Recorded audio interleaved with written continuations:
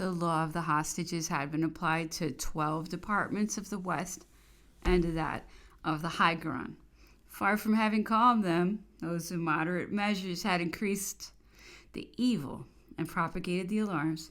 "They want to bring us back to the government in '93, they cried on all sides. "We will not suffer it." The agents of royalism took advantage very actively of that unfortunate law. The bands of insurgents were united in crowds and defended themselves near Toulouse in several combats against the regular troops in the department of La Charente. The royalist proclamations and the white flags seriously alarmed the magistrates, and the National Guards united to defend themselves. The condemnation of the Jacobin newspaper did not put a stop to the maneuvers of the party. Sieyès was denounced at the Council of 500 as having been elected before the year was accomplished. Chenier, in repulsing that calumny, deplored the blindness of those who sought to sow division among the authorities. He made an eloquent eulogy of the accused director. Guérin had spoken in the same sense to the Council of Ancients. "We rejected the accusation as a calumny. To put an end to that rage of denunciation against the directors and the representatives of the people, Chenier, in a motion of order, proposed to us to submit to severe rules the denunciators of the members of the Directory and the councils. We must," said they, "fix the conditions where such conditions may be read at our tribune. It is not necessary to ascertain the existence and the civil state of the informer. Ought a denunciation signed by an emigrant be read? There no longer exists any strength for us but in union. Those who would divide us are then the enemies of France. Does not the coalition hide the guilty hand which ferments our discords? We must not acknowledge the Republicans in that handful of strangers, of new and unknown men in the revolution which was made without them. It is they who dare accuse the civilians who overthrow the throne and founded the Republic. The good sense of the people, the wisdom of the ancients, the firmness of the Directory, and yours will baffle all their plots." The proposition of Chenier was adopted without opposition. The commission of the 7 named in the preceding month to present measures for the public safety had not yet made any report. Out of 7 members, there were 4 of us very little disposed for extraordinary measures. We thought the government ought not to be embarrassed, and that it was better to let it act in liberty, but the impatient accused our idleness. Their arguments and the gravity of the circumstances decided us to unite.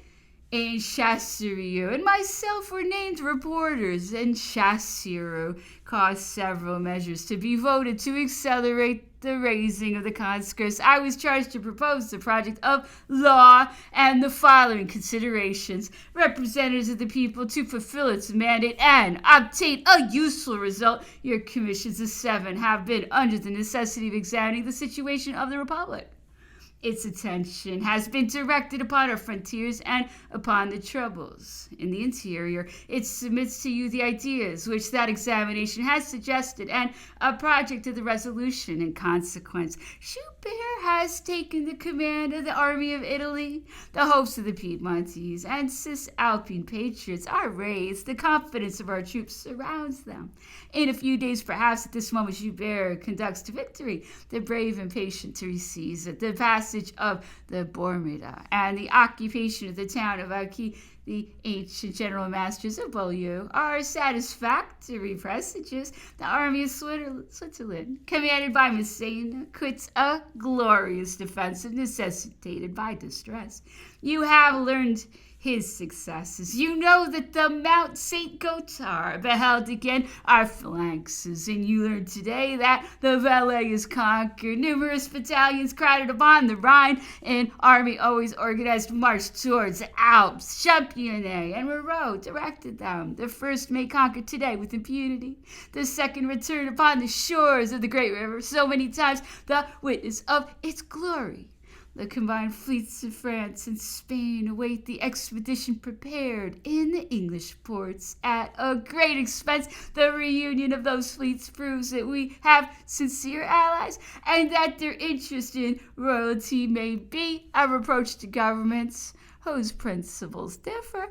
On the other side, the abuses of administration are corrected in silence. The fatal inaptitude which seconded 3 months ago the efforts of the coalition is replaced by an indefatigable zeal. All is in motion and reparation. This general movement, which succeeds a calm of too long a duration, is in a republic the only guarantee of the victory. Here, then, representatives of the people are the fruits which we gather from the events of Prairial. Let the detractors of that day, the more glorious that it never cost a drop of blood, judge and condemn it, at least in silence. Your commission is far from finding the position of our armies as alarming as it has been endeavored to be representative. It believes, however, that it is right that you should provide against reverses. Excessive security might become fatal. We have been struck, therefore, with the necessity of uniting new forces to guarantee our frontiers. And although the probability of the danger is further removed every day, we have resolved to propose to you the formation of an army of the second line, ready to march upon every point directed by the executive power.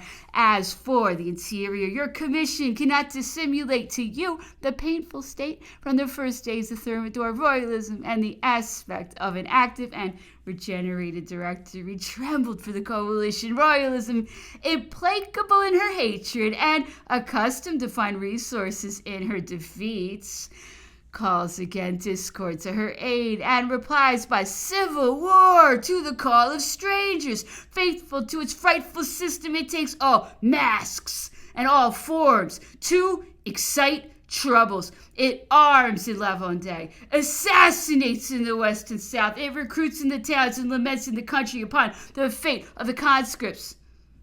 There it advances with the menacing eye of a tiger. Here, not yet daring to show itself openly, it creeps and crawls like a reptile.